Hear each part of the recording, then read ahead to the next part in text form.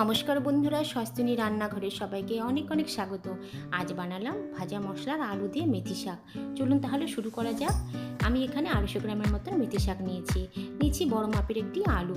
মেথি শাকগুলোকে ঝুরি করে কেটে ধুয়ে নিয়েছি। আলুকে ছোট টুকরো করে কেটে নিয়েছি।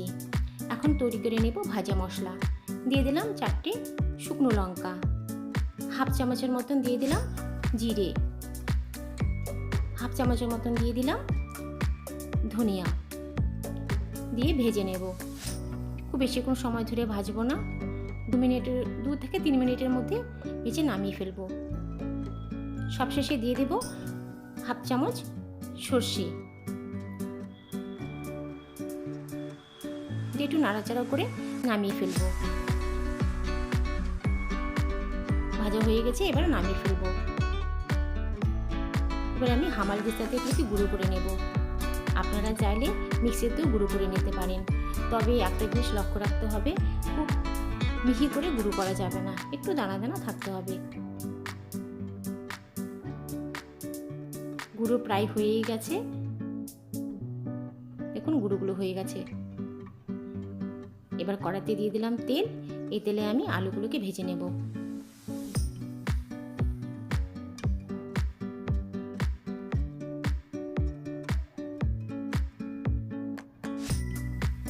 দিয়ে দিলাম কেটে রাখা আলুগুলো।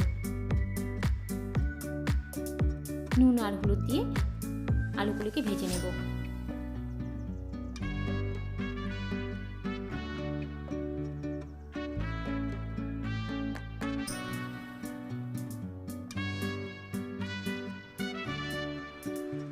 আলুগুলি খুব ডিপ ফ্রাই করব না,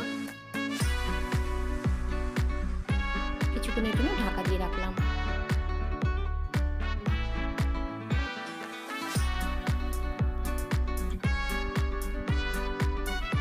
আলুগুলি প্রায় ভাজা হয়ে গেছে।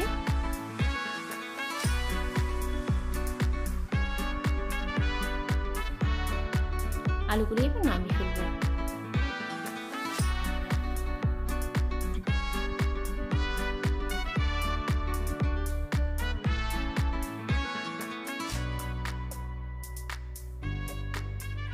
এবারে দিয়ে দেব তেল।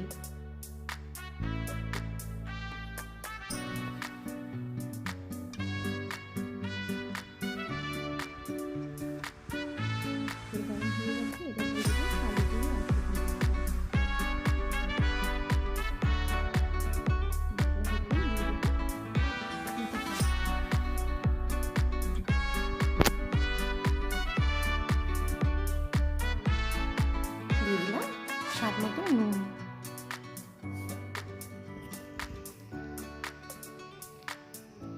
দিয়ে দিলাম হলুদ, দিয়ে নেড়ে নেব।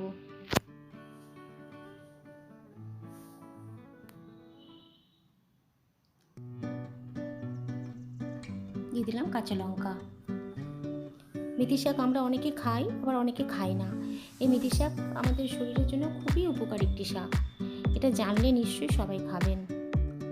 এই মেথি শাক যেমন রক্তের কোলেস্টেরলকে নিয়ন্ত্রণ করে, রক্তের লিপিড লেভেলকে নিয়ন্ত্রণে রাখতে সাহায্য করে, আর সুগারের পেশেন্টদের জন্য তো প্রচণ্ড উপকারী। মেথি শাক পেস্ট করে চুলের স্ক্যাল্পে লাগালেও চুল পড়া বন্ধ হয়।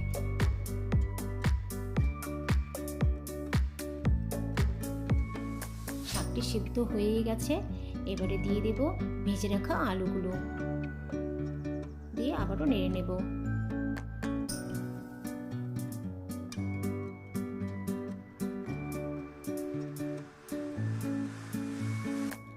আমি যেভাবে বানালাম আপনারাও এইভাবে বানিয়ে দেখবেন, আর কেমন লাগলো সেটা অবশ্যই আমাকে জানাবেন। এবারে দিয়ে দেব ভাজা মশলা। আমি এখানে সম্পূর্ণ ভাজা মশলা ব্যবহার করিনি, 1 চামচের মতন ভাজা মশলা ব্যবহার করেছি। আমার সাবস্ক্রাইবার বন্ধুদের জানাই অসংখ্য ধন্যবাদ আমার এইভাবে পাশে থাকার জন্য।